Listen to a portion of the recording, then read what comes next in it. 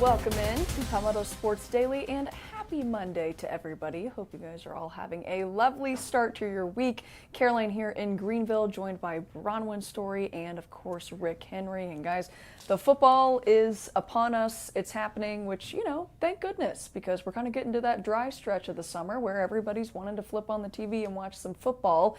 And if you're a Carolina Panthers fan and happen to make it to Charlotte on Friday night, then you got your first taste of watching the Carolina Panthers in action so far this season.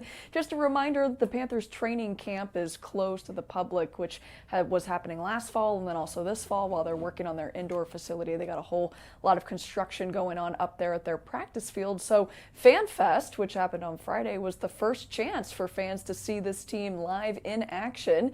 And they had all kinds of fun stuff going on. I mean, I was just blown away by the crowd of people that were there. It was my first time being up at Fan Fest, which was just a really cool experience. The weather was great. It was sunny. The vibes were good. I mean, people were just in a good mood waiting in line, and it was their first time back in Bank of America Stadium. And if you remember the last time the Panthers were in Bank of America Stadium, it was when they hosted their first playoff game in a decade, which was that crazy game against the Rams that they almost ended up winning. It was really fun, but just kind of a cool energy for them to return back to that stadium after hosting a playoff game. You can feel like there's a little bit of a different buzz in the air. And if you're looking at your screen right now, we're showing you some footage of number 17 there, the former Gamecock Xavier Legette, who could end up having a much more increased role coming this season, which was maybe not what was going to happen up until about a week ago. It was X and the Panthers rookie wide receiver that they drafted in the third round, Chris Brazzell,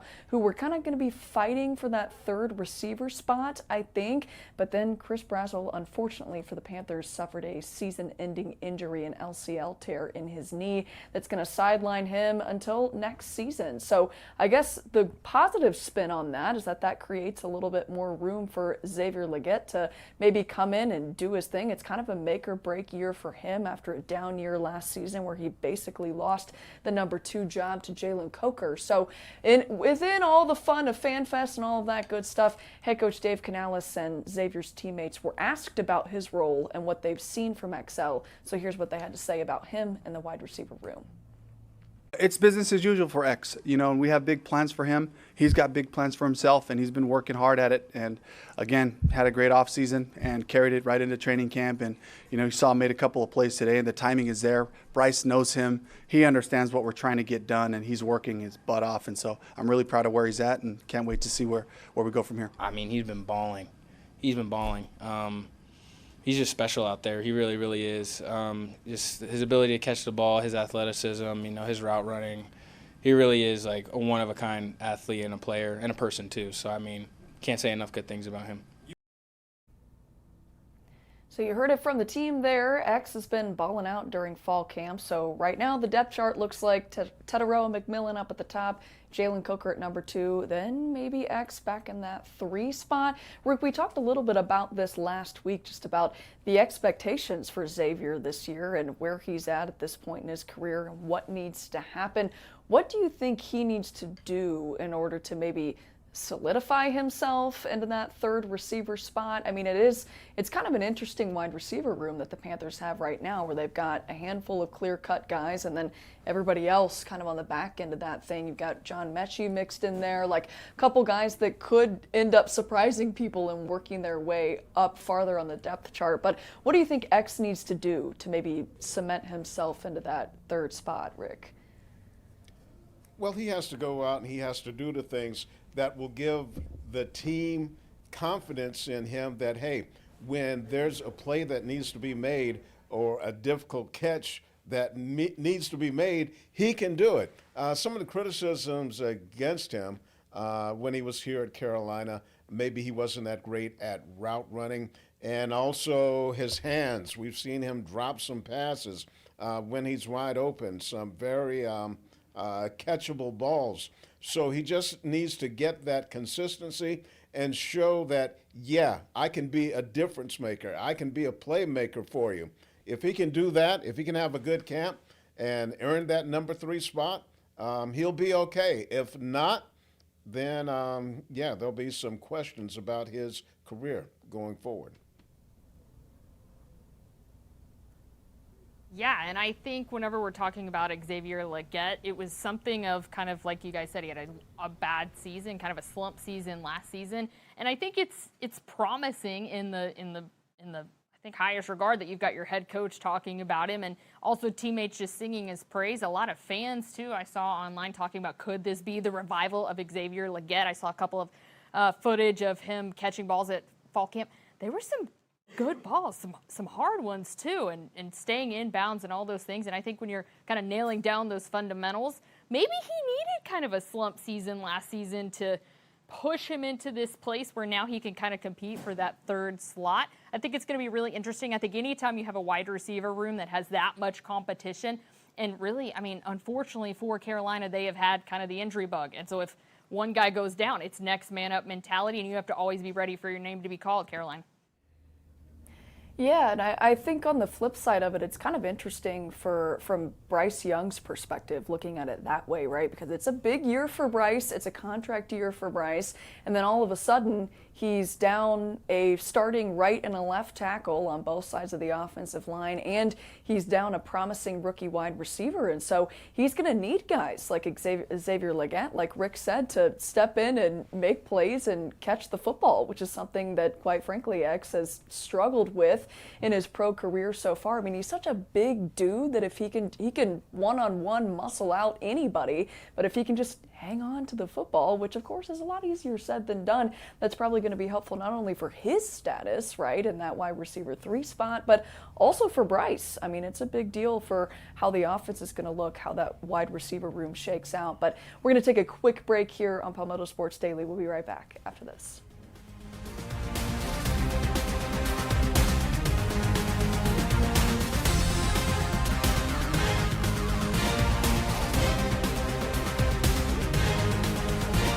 And welcome back to Palmetto Sports Daily. We talk some NFL, Carolina Panthers in our opening segment.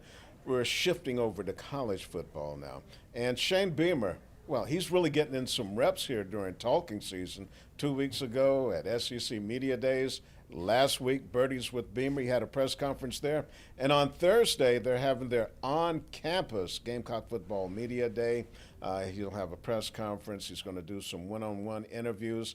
In all of these situations, he's fielded plenty of questions about the offensive line.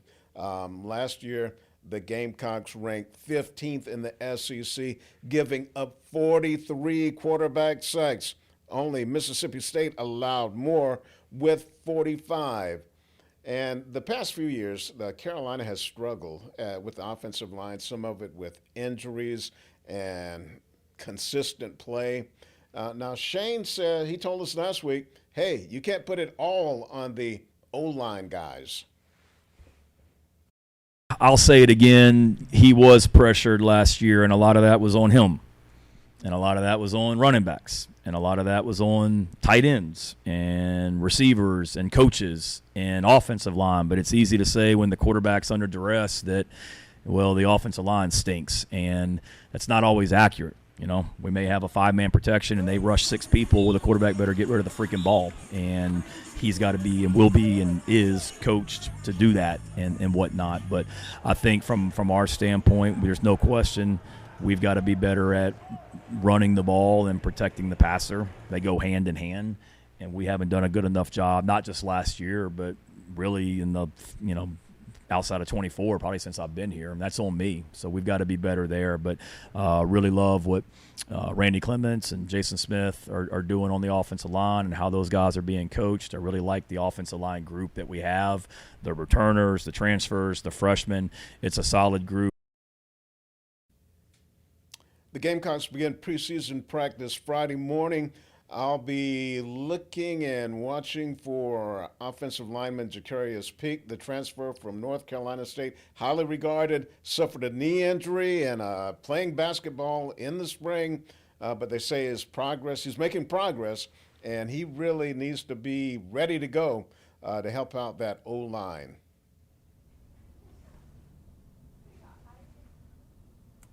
Yeah, I think with the offensive line, you could have the best quarterback in the nation. if you have a bad offensive line, and I know he doesn't want to blame it all on the offensive line, but part of it is that Carolina has struggled at the offensive line. If you have a bad offensive line, quarterback can't get the ball out. Now, yes, Lenore Sellers can play better and probably move around better when he gets pressure in the pocket, but I don't know. I think it's really interesting that Shane kind of went, we can't blame the O-line when he even says we've had a couple years of struggle at the O-line, but it's on him, but nothing's really gotten better. So how do they get better this year? Because like we've said, I mean, we're kind of beating a dead horse, but South Carolina is in a pressure cooker from every position on the field to Shane himself. It's time to produce. And if they do not get the offensive line in shape it's fundamentals. It's bringing in the kids they need to protect their star quarterback and Lenore Sellers, who, yes, needs to produce more as well. But it's a pressure cooker time. And I think we can't any longer just say, well, it's on everybody else and da-da-da-da-da. Something has to change in the trenches. Well, I guess the positive thing is that it can't get a whole lot worse than it was last season. I mean, you would like to think that the Gamecocks can only go up from here. And of course, bringing in some new faces, both on the roster and also on the coaching staff, you would like to think would maybe help a little bit with that, kind of a refresh, renew type of situation. And back here in Greenville, we've got a similar situation going on, not with the offensive line, but in terms of the few new familiar, hold on, that doesn't make sense. New faces, not familiar faces, that are at Furman football. The Paladins have a pretty new looking roster this year. They also have some new coaches as well, but of course the tried and true Clay Hendricks is there. He's entering his 10th season as head coach, and the Paladins also started fall camp last week. I was able to get out there, talk to some of the guys. It was just a gorgeous day when I was out there, actually. It was so lovely, one of the really nice weather days we had last week. That's besides the point. The point is that the team was also looking really good, and one of the biggest conversation topics for Furman at this point in this offseason or the preseason, is the quarterback battle. The Paladins have 6 quarterbacks on their roster right now, and they don't really have anybody that's a clear-cut starter. Talk about those new faces. I was talking to Clay Hendricks there about it when I was out there. I talked to him about it at SoCon Media Days week before last, and he said, ask me in another week of camp and I'll probably have a better answer for you. But he said they have a couple guys that are looking good right here. Jake Garcia, he's a transfer from Michigan. He's been looking really good.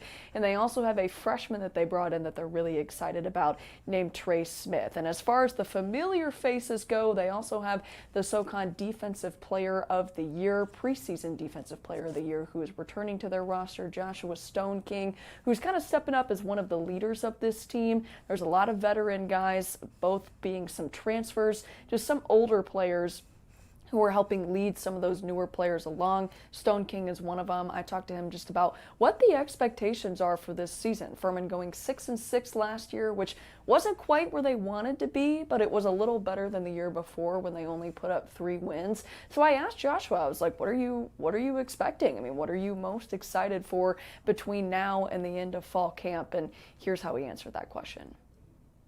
Just to see how, good our defense can be. I think iron sharpens iron. I think we're going to be one of the best defenses in the conference, and our offense will be one of the best offenses in the conference. And us going against each other each day is really going to help us. So just by the end of camp, before week 1, just seeing how competitive we can be against each other and see who can win each day. Just have a little bit more competitiveness through practice. And the phrase I kept hearing when I was out there last week was iron sharpens iron. So it's something that this team is really trying to do, is make each other better on both sides of the ball. So Furman's starting up. They have their first game, one of the first of the season, coming up on August 27th when they host Anderson. We also caught up with the Wofford Terriers at their first week of camp as well. We're going to be talking Terriers a little bit later on this week, hear from head coach Sean Watson. But we are going to take a quick break here on Palmetto Sports Daily, so we'll be right back with you guys in just a few minutes.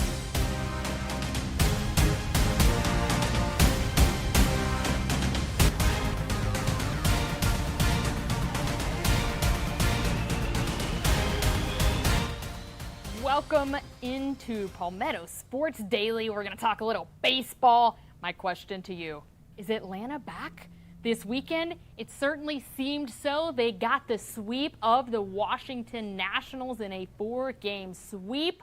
That gives them the 3rd best record in the MLB, right behind the Milwaukee Brewers and the Los Angeles Dodgers.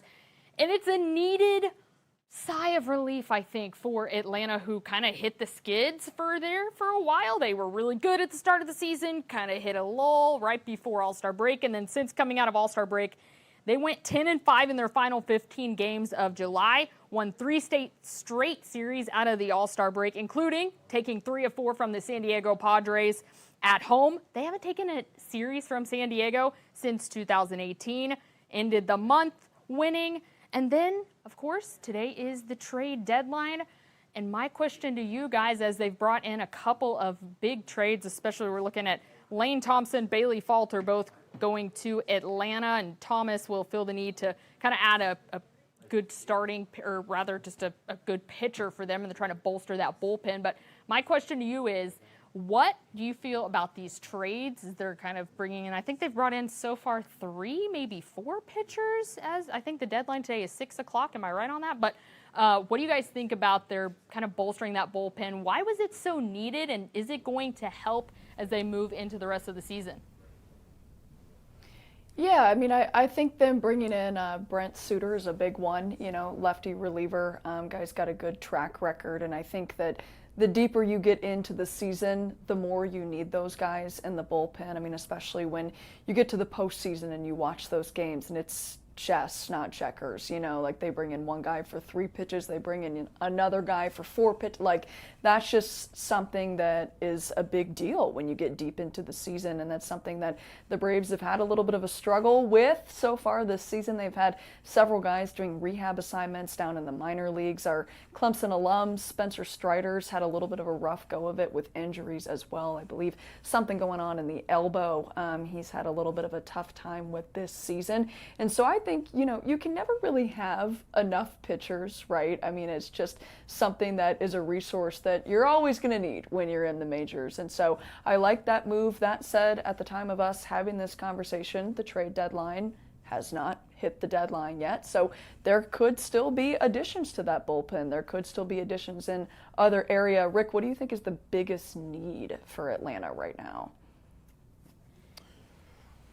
Well, I have to go with the pitching. You look at the Braves offense, especially with Acuna coming back, and then Matt Holson, he's having a great year, and Ozzie Albies. So you need that pitching, especially the later you get in the season. You need some shutdown relievers. But let me ask you too, with any of the moves that the Braves had made so far, does it make you go, wow? Yeah, this is really going to get them over the hump, get them across the finish line.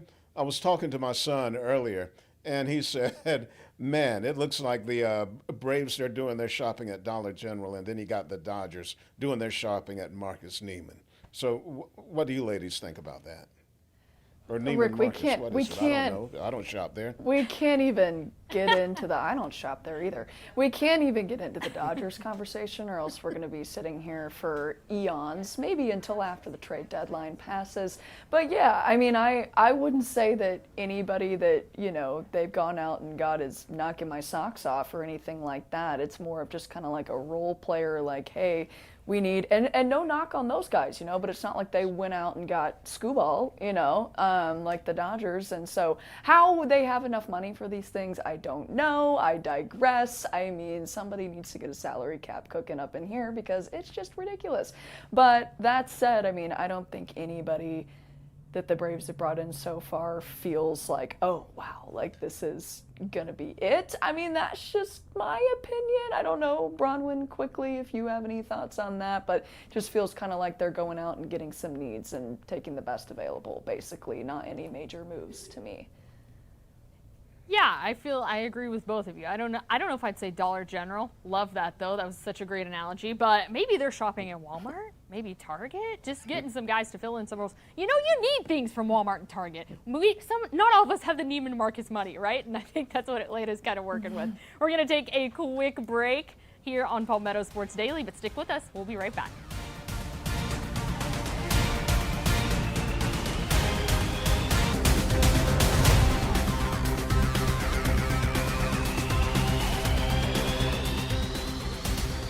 Welcome back into Palmetto Sports Daily. We told you guys earlier that the Carolina Panthers had their annual Fan Fest on Friday night, but we saved the best moment from Fan Fest for last. The Panthers and Make-A-Wish partnered together to have Asher Harvey, who's a 6-year-old, sign with the team. He signed an actual contract, and then guess what? He got to run the final play of the game. His wish was to be a quarterback for the Carolina Panthers, and that he was. We're going to show you this, and then we're going to let head coach Dave Canales talk a little bit about it. But there he is. He gets the handoff, bounces around to the left side, and he's in. It was awesome. The place went nuts. He had a huge smile on his face. He was running around. He was dancing. The guys lifted him up. And head coach Dave Canales said, at the end of all of the scrimmages and the drills, he said sometimes it just works out where it ends up where Asher can rush in for a touchdown. And that's exactly what happened. Oh my gosh, speed. Did you see the explosion? He bounced it to the left, saw another angle. He had 3 holes he could have scored in on that play, but he picked option number 3 and punched it in there. Quite the showman too. Yeah, absolutely. I mean, I gave him his 15, 20 seconds in the team room too. He was up there, rocking out on stage, and the guys were excited about that. It's a really sweet moment there. His favorite player is Bryce Young. I don't know if he's rivaling Bryce for his spot yet or not, but what do you guys think? Think he earned himself a spot on the team? I mean, he certainly had enough energy. He was bopping around, getting the crowd riled up. He was, doing the make some noise celebration. What do you guys think? Think he's worthy of a spot? Yeah, hey, it's always great to see moments like that, especially when families are facing challenges. It's something they'll remember forever. And everybody in the stadium who saw it, it gives you that warm, fuzzy feeling. All right, that's going to wrap it up for Palmetto Sports Daily. Have a great evening, and we'll see you tomorrow.